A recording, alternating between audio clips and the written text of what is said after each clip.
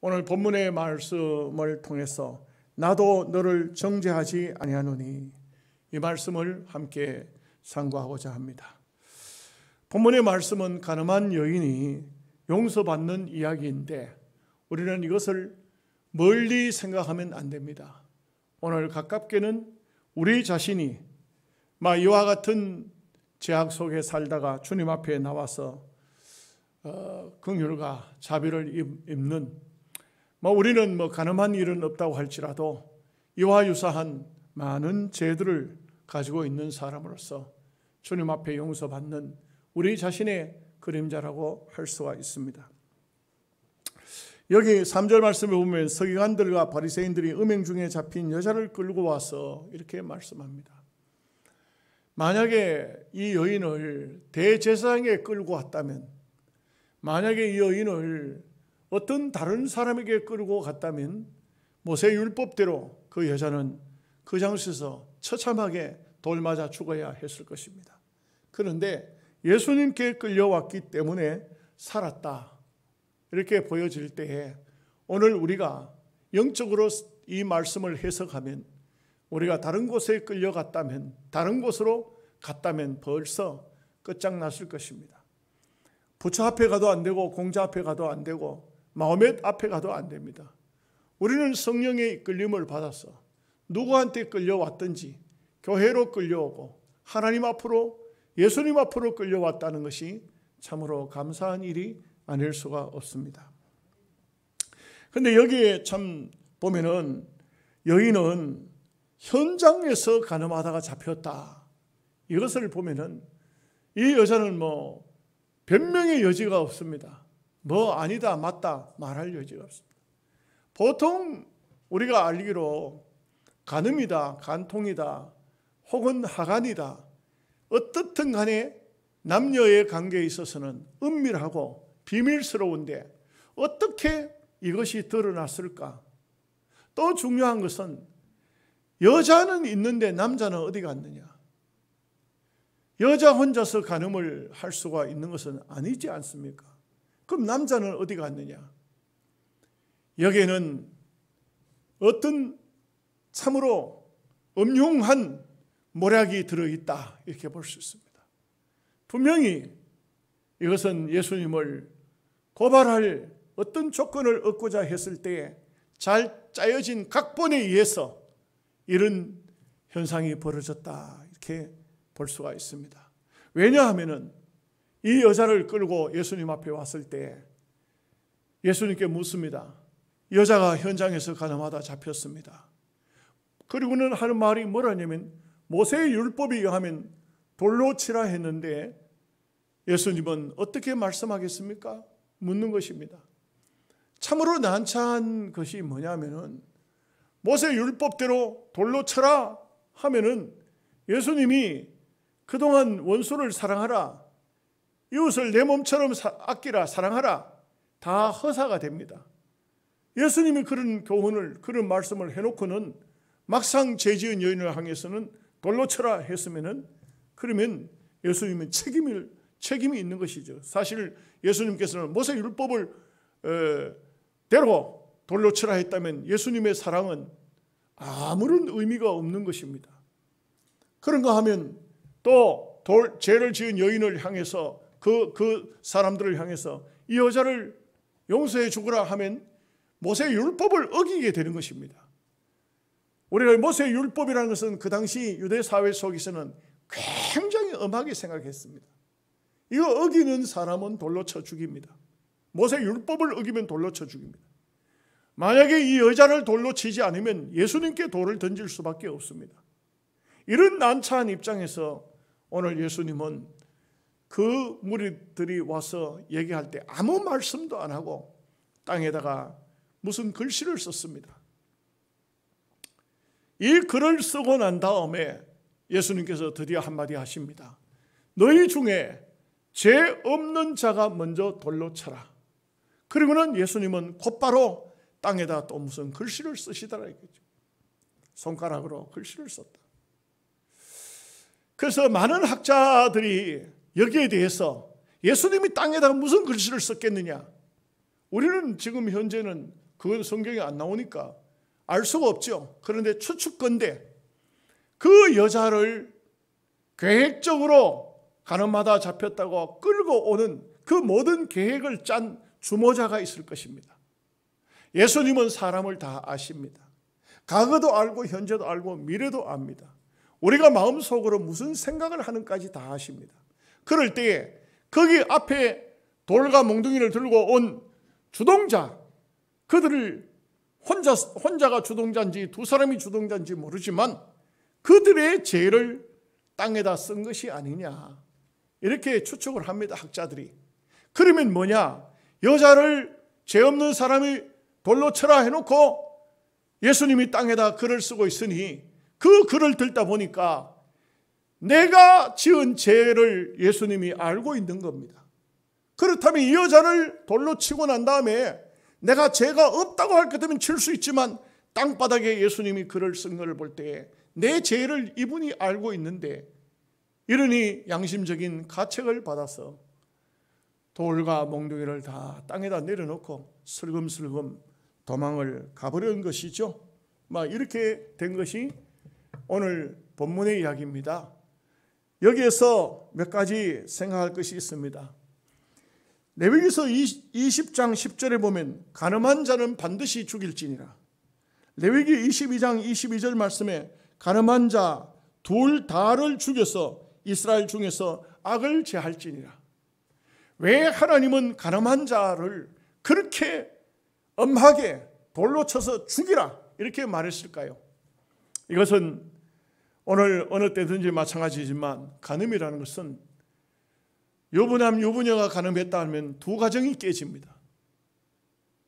절대로 간음죄를 범하는 사람이 몇 번 숫자를 세가지고 몇 번만 하고 말자 이런 것이 없습니다. 대체적으로 간음하는 사람은 그 죄가 드러날 때까지, 결국 들통날 때까지 그런 죄를 짓도록 되어 있습니다. 도적질하는 사람 도적질하다가 잡힐 때까지 도적질합니다. 죄 짓는 사람은 죄가 끝장이 날 때까지 죄를 짓도록 되어 있어요. 그래서 악을 원천적으로 우리 주님께서는 차단하는 것이 바로 이와 같은 아주 엄한 말씀으로 간음한 자는 돌로 쳐서 죽이라는 것입니다. 우리가 자칫 잘못 생각하면 하나님 말씀이 너무 가혹하다, 그러면 이 세상에 돌 안 맞을 사람이 누가 있겠느냐 할지 모르지만, 그러나 죄라는 것은 자기 혼자만 죄를 짓는 것은 절대 아닙니다. 대체적으로 간음죄라는 것은 연결이 되어지는 것입니다. 그래서 무리의 참으로 정결성을, 백성들의 정결성을 원하는 것이고, 그리고 성적으로 혼탁해지게 되면 결국 소돔 고모라 밖에는 될 방법이 없습니다. 대한민국에도 지금 보면은 코로나가 오니까 한 가지는 좋은 게 있더라고요. 퀴어 축제를 못하는 것이요. 퀴어 축제를 할 수가 없습니다. 이 퀴어라는 것은 동성애자들의 축제입니다. 이 동성애자들이 얼마나 성적으로 난잡합니까? 그런데 또 희한하게도 이 세상 사람들은 그것을 소수라는 이름으로, 소수자를 보호한다는 이름으로 아주 어린 애들부터 학교에서 가르치기를 소수자를 보호해야 된다, 이런 명목으로 전 세계적으로 동성애를 허락하는 데가 많고, 우리나라에도 보면 방송에 나오는 어떤 사람은 머리를 빡빡 깎은 사람이 자기가 스스로 하는 말이 나는 동성애자라고, 이런 말을 하는 사람 나옵니다. 이것은 참으로 우리가 율법적으로 하나님 앞에서 보면 무서운 죄인데 그들은 알지 못하니까 그렇게 말을 하고 있는 것입니다. 주님은 그래서, 우리 하나님 말씀은 그래서 죄는 어떤 죄든 간에 합법적인 죄라 할지라도 이 죄는 차단시키는 것을 볼 수가 있습니다. 오늘 본문의 말씀을 통해서 몇 가지를 생각해 보고자 합니다. 첫째는 죄 없는 자가 돌로 쳐라, 이렇게 말씀합니다. 여러분, 이 세상에 죄가 없는 사람이 있겠습니까? 대체적으로 모든 사람이 죄를 짓고 삽니다. 우리는 죄를 두 가지로 말할 수 있죠. 하나는 연약한 죄가 있고 하나는 계획적인 고범죄가 있습니다. 연약죄는 어떨까요? 실수로 죄를 짓는 경우도 있습니다. 신명기 성경에도 나오지 않습니까? 어떠냐면은 산에 나무하러 간 사람이 도끼를 들었는데 이 도끼의 자루에서 도끼 날이 빠지는 바람에 옆에 있던 사람이 머리를 맞아서 죽었다 이 말이죠. 죄 없는 겁니까? 아닙니다. 사람이 죽었잖아요. 내가 실수했더라도 요즘 같으면 차를 몰고 갔는데 골목길에서 아이가 툭 튀어나와가지고 받쳐가지고 죽을 수도 있는 거예요. 그러면 그것이 큰 죄를 지은 것은 틀림없습니다. 내가 실수했지만 죄예요. 분명히 죄입니다. 죄가 아닌 것은 아닙니다. 그럴 때 신명기 성경을 보면은 이런 죄를 우발적인 죄, 이런 죄를 지었을 때는 도피성으로 들어가서 숨으면 그 사람이 보호가 됩니다. 대제사장이 죽을 때까지 거기 있다가 나와야 됩니다. 그런데 그러지를 않고 계획적인 죄를 지을 때는 어떻습니까? 계획을 짜는 것입니다. 어떤 음식에다 청산가루를 넣는다든지 칼을 가서 철물점 가서 칼을 준비해 가지고 밤에 담을 넘어가는 그러니까 그 집에 개가 있나 없나 살피고 모든 것을 다 이렇게 계획을 짜서 사람을 죽이는 것, 이런 것은 고범죄에 속하는 성경 히브리서를 보면 그런 죄는 사함을 받을 수 없다고 그랬습니다. 우리 그리스도인들은 양심적으로도 대체적으로 죄를 짓는다 하면 이것은 연약죄에 속합니다. 이것은 저도 여러분도 안 짓는 것이 아닙니다. 예를 들어서 목사가 가난한 성도를 만났습니다. 목사님 식사하셨습니까? 제가 식사 대접하러 가겠습니다.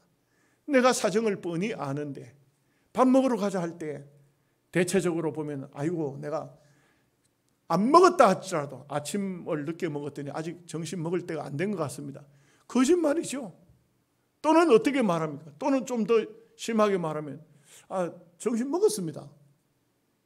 왜냐하면 그 상대를 배려하기 위해서 때로는 거짓말을 할 수도 있는 거예요. 예를 들면 어떤 사람이 죄를 지었는데 그 옆에 현장에 있었다 이거죠. 현장에 있었는데 받느냐 물을 때 이것이 남에게 피해가 될 것 같으면 증인을 똑바로 서줘야 되지만 피해가 되는 것이 아니고 단독적인 어떤 죄일 때 어떻게 합니까? 받느냐 할 때 글쎄 나는 잘 못 본 것 같은데 얼마든지 거짓말을 할 수가 있습니다. 왜냐하면 그 사람을, 그 생명을, 그 인격을 보호해 주기 위해서 그럴 수 있는 것입니다. 제가 아는 목사님 한 분은 제가 전에도 그런 얘기를 한 적이 기억이 납니다만 자기 교회에서 목회를 하는데 굉장히 어려움을 주는 분이 한 분이 계셨어요. 그런데 그분을 위해서 늘 기도하고 있는데 그 집 앞을 지나가다니까 이 사람이 부엌에 앉아서 불을 떼면서 담배를 빠끔빠끔 피우고 있는 것입니다. 그러다가 목사님을 보더니만 얼른 불 속에다 집어넣었습니다. 그러고는 나중에 하는 말이 목사님 보셨죠? 목사님 용서해 주세요. 근데 목사님께서 아니요 나는 아무것도 본 일이 없습니다. 아무것도 못 봤습니다. 이것은 그 사람에게 참 영적으로 자유를 주게 하기 위해서 목사님은 보고도 못 봤다. 이것은 무슨 내가 봤다 안 봤다 해가지고 그 사람에게 큰 어떤 저게 되겠습니까? 그러나 양심의 자유를 주고 신앙생활을 하는데 도움을 되게 하기 위해서 그래 할 수도 있는 것이 아니겠습니까? 여러분 우리가 그러나 성경을 통해서 보면은 우리는 다 죄인입니다. 죄인 아닌 사람이 아무도 없습니다. 로마서 3장 10절에 기록된 바 의인은 없나니 하나도 없으며 의인은 한 명도 없다는 것입니다. 로마서 3장 23절에 모든 사람이 죄를 범하였음에 하나님의 영광에 이르지 못하더니 모든 사람이 죄를 범했다는 것입니다. 죄를 범하지 않는 사람이 아예 없다는 것입니다. 유명한 철학자 아리스토텔레스는 인류에게는 선한 것이 없다. 다시 말하면 사람에게는 마음속에 선한 것이 없다는 것입니다. 예레미야서 17장 9절 말씀에 만물보다 거짓되고 심히 부패한 것은 인간의 마음이라 누가 능히 이를 알리요. 어느 책에 보니까 어느 법관이 처음으로 살인죄수를 사형을 언도하는데 사형을 언도하기 전에 너무너무 마음이 괴로워서 너무 고통스러워서 눈물을 흘리면서 사형을 언도하고 그리고는 이 본인이 그 사형을 나도 죄인이면서 이 사람을 사형을 언도했다는 것이 양심적으로 너무너무 가책이 되었다는 그런 얘기를 책 속에서 읽어볼 수가 있었습니다. 영국의 에딘버러 대학의 의학 교수인 심프슨이라는 박사가 있습니다. 이분은 마취제를 발견한 사람입니다. 그래서 마취제를 놓고 수술을 하든지 뭐 뼈가 부러진 곳을 마취제 놓지 않으면 굉장히 힘들어요, 수술이. 그런데 이 마취제를 발견한 사람입니다. 많은 신문 기자들이 마취제가 발명이 돼서 막 이제 그 전 세계적으로 마취제를 사용할 때에 이 심프슨 박사에게 기자들이 와서 질문을 했습니다. 교수님, 박사님이 발견한 것이 참으로 귀중합니다. 인류에 큰 공헌을 했습니다. 그렇게 말할 때 심프슨 박사가 하는 말이 나는 그보다 더 큰 것을 발견했네. 많은 사람이 눈을 크게 뜨고 깜짝 놀라서 박사님 무엇을 발견했습니까? 그때 심프슨 박사가 하는 말이 나는 하나님 앞에 큰 죄인인 것을 발견한 것이 제일 큰 발견이네. 여러분, 우리가 우리 자신이 하나님 앞에 제일 큰 죄인인데 죄인인 것을 발견한 사람은 오늘 우리가 아니겠습니까? 내가 죄인이라는 것을 깨닫는 건 이 자체가 큰 발견인 것입니다. 우리는 과학자가 아니고 의학자가 아니지만 내가 죄인이라는 것을 발견했다는 그 자체가 대단히 귀한 축복이라는 말씀인 것입니다. 두 번째는 언젠가 어느 순간인가는 예수 앞에 혼자 서야 되는 때가 온다는 것을 알 수 있습니다. 여자야, 너를 정죄하던 자가 어디 갔느냐? 다 가고 없습니다. 혼자 남았습니다. 예수님 말씀하지 않습니까? 나도 너를 정죄하지 않으니. 예수님도 다시는 정죄하지 않겠다는 것입니다. 왜냐하면 우리의 연약함을, 우리의 부족함을, 우리의 모든 죄악상을 잘 알고 계시는 겁니다. 여러분들의 모든 죄와 허물을 주님이 다 알고 계십니다. 와서 하나님 또 잘못했습니다. 또 죄 지었습니다. 주님께서 하신 말씀이 그래, 알았다. 내가 다 알고 있다. 네가 어떤 형편에서 왜 그랬는지 다 알고 있다. 용서하마. 내가 너를 용서하마. 이것이 오늘 주님이 여인에게 하신 말씀이죠. 여러분, 바리새인과 서기관들은 어떻습니까? 자기들은 상당한 자부심을 가지고 있습니다. 자기는 죄를 전혀 짓지 않은 사람인 것처럼 항상 예수님까지도 공격했습니다. 어떤 목사님이 그런 말씀하십니다. 죄 중에 제일 큰 죄가 무슨 죄냐? 남이 지은 죄가 제일 크다는 것입니다. 자기도 똑같은 죄를 지어도 자기에게는 동정을 합니다. 나는 그때 그럴 수밖에 없었어. 내가 그때 죄 지은 것은 하나님도 아실 거야. 내가 죄를 지은 것은 그것은 그때 그 상황 속에서는 어쩔 수 없어서 바울이 왔다 해도 그런 죄를 지었을 거야. 이렇게 말하면서 남들이 죄를 지은 데 대해서는 절대 용서하지 못하는 그런 사람들이, 긍휼을 베푸지 못하는 그런 사람들이 얼마나 많이 있습니까? 참 그런 사람들을 만나면 보면요, 전부 남의 죄만 지적합니다. 남만 향해서 손가락질을 하고 그렇게 합니다.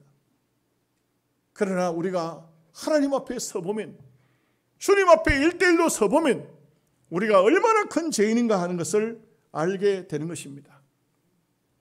율법을 왜 주셨을까요? 율법을 주신 이유는 성경을 통해서 로마서를 보면은 죄를 드러나게 하려고 한다고 했어요. 죄가 드러나 캄캄한 어두운 방에 있을 때는 방 안에 뭐가 있는지 모릅니다. 그런데 빛이 들어오면은 방 안에 뭐가 있는지 다 드러나죠. 다 보이죠. 여기도 그렇지 않습니까? 불을 꺼버리면 우리가 맨날 들어오던 예배당이지만 어디에 뭐가 있는지 캄캄하면은 더듬거릴 수밖에 없습니다. 마치 율법은, 하나님 말씀은 빛과 같은 것입니다. 확 드러났습니다. 이 드러났을 때 어떻게 해야 되는 것입니까? 여러분, 밤에는 잠잘 때는 편하게 옷을 입고 자는 사람들이 있죠. 낮에 그렇게 가지고 길거리 다니는 사람은 아무도 없습니다. 밤에 잠자는 모습하고 낮에 다니는 것하고는 다릅니다. 이와 같이 율법이라는 것은 우리가 선명한 빛 가운데 나와서 내가 이건 잘못됐네. 이거 고쳐야 되지. 이거는 고쳐야 되지. 얼굴에 뭐가 묻었네. 이건 닦아야지. 우리가 정결하고 깨끗하고 하나님의 사람답게 살라고 주신 것이지, 그것을 남을 공격하라고 준 말씀은 아닙니다. 남의 죄를 들떠보라고 하는 것이 아닙니다. 전부 자기를 보라는 것이지, 하나님 말씀을 통해서 남을 보는 것이 아닙니다. 어떤 목사님의 책을 보니까 그런 얘기가 나오더라고요. 목사님이 말씀하다 이런 어떤 저런 얘기를 하면 부부가 앉았다가 남편이 부인 보고 씩 웃으면 이건 자기 부인도 좀 거기에 대해서 좀 고치라는 그런 뜻이죠. 근데 부인들은 또 남편에 대해서 잘못하는 그런 얘기를 하면 심지어는 옆구리를 쿡쿡 찌른다는 거예요. 잘 들으라. 대체적으로 보면은 자기가 한 허물, 흉은 그거는 아무것도 아닙니다. 그러나 남이 어떤 흉허물이 나오면은 그것을 지적하고자 하는 것이 인간의 마음이 아닐 수가 없습니다. 16세기 폴란드 과학자 코페르니쿠스라는 유명한 사람이 있습니다. 지동설을 주장한 지구는 돈다는 사람이었죠. 그는 죽기 전에 자기 묘비를 자기가 만들었습니다. 그런데 그 묘비가 좀 글이 길어요. 뭐라고 썼냐면 이렇게 썼습니다. 하나님이여, 나는 바울이 가졌던 특권을 구하지도 않고 베드로에게 주셨던 능력을 구하지도 않습니다. 다만 십자가에서 예수님 십자가 옆에서 죽던 강도에게 베푸셨던 그 긍휼을 내게 베풀어 주소서. 여러분, 코페르니쿠스는 마지막 죽기 전에 자기 비석을 세울 때에 그 비석 글을 쓰면서 십자가상의 강도에게 주셨던 그 긍휼을 달라고 그 글을 썼습니다. 이것은 참으로 자기 자신을 잘 아는, 자기를 아는 그런 사람의 아름다운 믿음의 글이 아닐 수가 없습니다. 빅토르 위고의 레미 제라블이라는, 아마 영화도 나오고 드라마도 나오고 책도 많이 나왔으니 여러분들 아시겠죠. 소위 장발장 이야기. 이 장발장이라는 사람은 너무너무 배가 고프니까 빵을 훔쳤습니다. 그런데 빵을 훔쳤는데 경찰이 붙들어 가지고 가서 조사를 하니까 주머니에서 건총이 나왔습니다. 건총이 나오는 바람에, 빵을 훔치고 건총이 나오는 바람에 그때 당시로 징역을 5년을 받아서 감옥살이를 합니다. 빵 하나 훔쳤는데 단지 건총을 소지했다는 것 때문에 징역 5년을 살아야 되니까 너무 억울해서 탈출을 시했습니다. 탈출을 시도했습니다. 잡혔습니다. 이번에는 징역이 5년에서 또 더 많이 주어졌습니다. 몇 년인지 모르지만 또 도망갔습니다. 또 잡혔습니다. 또 도망갔습니다. 또 잡혔습니다. 징역이 점점 불어나서 나중에는 본인이 포기하고 징역살이를 하는데 19년을 삽니다. 19년을 살고 난 다음에 이 장발장은 거기에서 이제 출소를 했습니다. 출소를 했는데 아무도 이 사람을 받아주는 사람이 없습니다. 어디에 가도 이 사람을 환영해 주는 사람은 없습니다. 그렇게 되면 대체적으로 보면은 또 죄를 짓도록 되어 있습니다. 이 사람이 미루엘 주교를 만나게 됩니다. 이 미루엘 주교가 자기 집에 들어와서 쉬라고. 그래서 이 주교 집에 들어가서 음식을 먹고 잠을 자고 합니다. 그리고는 그 집에 계속 머물 수는 없는 거 아닙니까? 떠나야 되죠. 그리고 이 장발장이 그날 밤에 거기에 있는 모든 은그릇들을 도자기에 가만히 싸서 이른 새벽에 도망을 갑니다. 왜냐하면 그 은그릇을 팔아서 좀 먹고 살아야 되겠다 이런 생각으로 가지고 가는 것입니다. 경찰이 보니까 허겁지겁 도망가는 한 사람을 붙잡아서 펴보니 그 모든 모양새와 더불어서 은그릇을 맞지 않거든. 당신이 이거 도둑질했지. 아무 말을 안 합니다. 어디서 가져왔느냐? 그러니까 성당에서 가져왔다 하는 얘기를 하니까 그 사람을 데리고 경찰이 왔습니다. 와가지고는 이 주교를 향해서 말합니다. 주교님, 당신 집에 있던 성당에 있던 모든 그릇들을 이 사람이 훔쳐서 도망을 갔습니다. 맞죠? 하고 확인을 하려고 합니다. 그럴 때 미루엘 그 주교가 하는 말이 이런 말을 합니다. 아니 여보시오, 그 은그릇만 왜 가져갔어? 내가 금촛대도 2개를 줬는데 왜 그거는 안 가져갔어? 경찰이 너무 의아한 것입니다. 줬다는 겁니다. 도둑질을 한 거하고 준 거하고는 다르잖아요. 내가 당신한테 금촛대까지도 2개를 줬는데 왜 그거는 안 가져갔느냐고. 여러분, 이 장발장의 이야기는 어떤 얘기겠습니까? 틀림없이 죄를 지었지만 그를 긍휼히 여기고 용서하는 그 이야기를 볼 수가 있습니다. 오늘 우리는 예수님 앞에 서서 긍휼함과 은혜를 입은 사람들이라는 것을 잊어서는 안 됩니다. 그 다음에 세 번째는 너를 정죄하던 자들이 어디 갔느냐? 다 가고 없나이다. 나도 너를 정죄하지 아니하노니 다시는 가서 죄를 짓지 말라. 중요한 것은 다시는 가서 죄를 짓지 말라. 이 말씀입니다. 여러분, 우리가 교회에 나오면은 제일 먼저 하는 일이 어떤 일입니까? 여러분, 바리새인처럼 그런 사람은 없겠죠. 하나님 감사합니다. 일주일 동안 나는 죄를 전혀 안 지었습니다. 저 사람처럼 이 사람처럼 나는 죄를 지은 게 없습니다.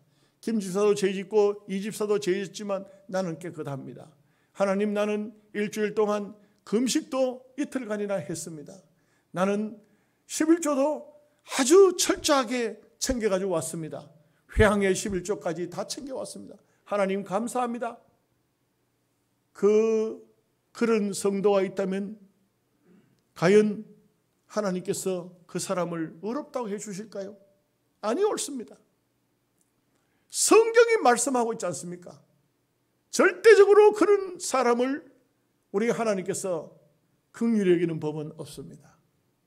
자기가 의롭다는 사람 다 하나님께서 알고 계십니다. 오히려 어떻습니까? 하나님, 나는 죄인입니다. 나는 부족한 사람입니다. 이 세리와 같은 사람, 오늘 우리가 하나님 앞에 나오면 다들 그렇게 기도하죠. 하나님, 죄송합니다. 내가 목사인데, 내가 장로인데, 내가 집사인데, 권사인데 일주일 동안 잘 살아야 되는데 잘 못 살았습니다. 하나님 죄송합니다. 용서해 주세요. 하나님께서, 우리 예수님께서 말씀하십니다.